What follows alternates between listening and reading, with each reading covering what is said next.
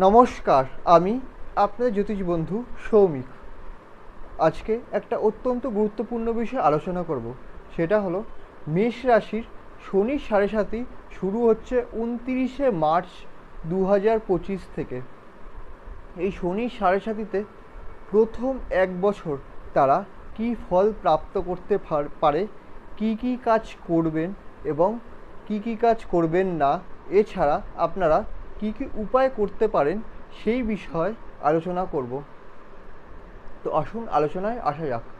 তো প্রথমেই বলি, মেষ রাশির ওপরে শনির সাড়ে সাতি যখন পড়বে, অর্থাৎ মেষ হচ্ছে গিয়ে মঙ্গলের ঘর, এবং এবং মেষ থেকে দ্বাদশ ঘরে যখন শনি মিনের ঘরে ট্রানজিট করবে 29শে মার্চ 2025, তখন থেকে শনির সাড়ে সাতি স্টার্ট হবে।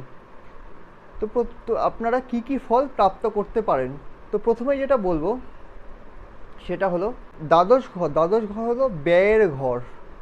দ্বাদশ ঘর থেকে বিদেশ যাত্রা বোঝায়, দ্বাদশ ঘর থেকে হাসপাতাল বোঝায়, দ্বাদশ ঘর থেকে জেল বোঝায়।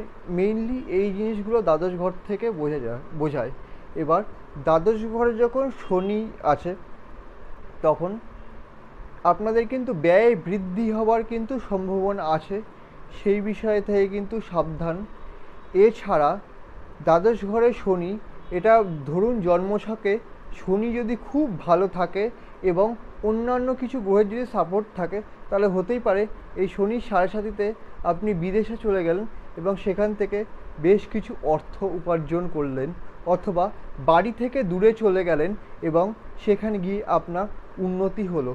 শনির সাড়ে সাথে কিন্তু শুধুমাত্র লোকসান করায় না, এই সময় দরকার আপনাদের পজিটিভিটি, এই সময় দরকার আপনাদের সহ্য ক্ষমতা, ধৈর্য, এবং শনি কিন্তু চেনায় যে কে আপনার আপন, সত্যিকারের আপন মানুষ, কে আপনার পর।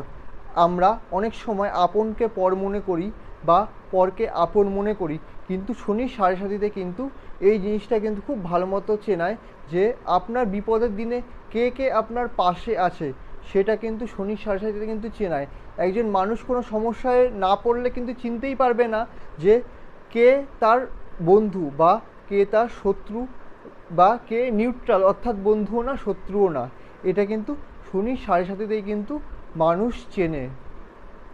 এছাড়া আপনার শরীরের বিষয়ে কিন্তু সাবধানতা অবলম্বন করতে হবে, নাহলে কিন্তু হতেই পারে যে কোনো না কোনো কারণে আপনাকে হসপিটালাইজড হতে হলো, সেই সম্ভাবনা কিন্তু রয়েছে।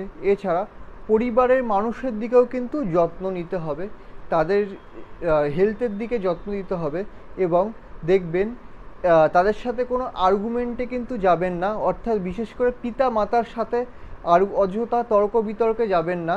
যদি কোনো মিসআন্ডারস্ট্যান্ডিং, মিসকমিউনিকেশন হয়, ঠান্ডা মাথায় এই জিনিসটা কিন্তু সলভ করবেন। আচ্ছা, এরপরে যে বিষয়টা আসবো সেটা হলো, এই সময় এটা হতেই পারে যে আপনার কাজের চাপ বাড়লো। যারা সেলসের ডিপার্টমেন্টে কাজ করেন, তাদের হতেই পারে যে কাজের প্রেশার বাড়লো, এক জায়গা থেকে আরেক জায়গায় অতিরিক্ত একটু বেশি দৌড়াদৌড়ি করতে হলো, এই বিষয়টা কিন্তু রয়েছে। এবং হ্যাঁ, যেটা বলবো, এই শনির সাড়ে সাতিতে যখন কোনো ডিসিশান নেবেন, তখন কিন্তু একটু ভেবেচিন্তে ডিসিশান নেবেন, হট করে কোনো সিদ্ধান্ত কিন্তু নিয়ে ফেলবেন না। তাহলে কি বিষয়ে সাবধান? আপনার শরীরের বিষয়ে সাবধান, আপনার পিতামাতার শরীরের বিষয়ে সাবধান, তাদের সাথে কোনো আর্গুমেন্টে যাবেন না।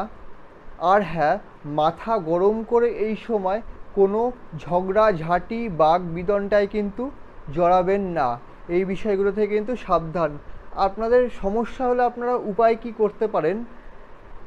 আর একটা কথা বলি, কুণ্ডলিতে শনির অবস্থান কিন্তু খুবই গুরুত্বপূর্ণ। শনির অবস্থান যদি খুব ভালো থাকে, তাহলে সাড়ে সাতির প্রভাব থেকে কিন্তু, খারাপ প্রভাব থেকে কিন্তু অনেকটা রেহাই পাওয়া যায়।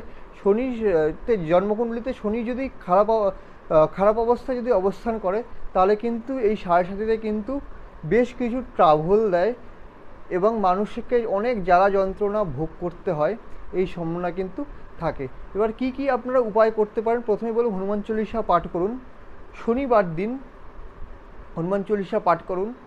শনিবার দিন সূর্যাস্তের পরে শনি মন্দিরে গিয়ে শনিদেবের পুজো দিন। এছাড়া দক্ষিণাকালীরও পুজো করতে পারেন। এছাড়া চন্দ্রের বীজ মন্ত্র গুগলে গিয়ে চন্দ্রের বীজ মন্ত্র টাইপ করলে আপনি পেয়ে যাবেন। চন্দ্রের বীজ মন্ত্র কিন্তু পাঠ করতে পারেন। এই উপায়গুলো আপনারা কিন্তু করতেই পারেন।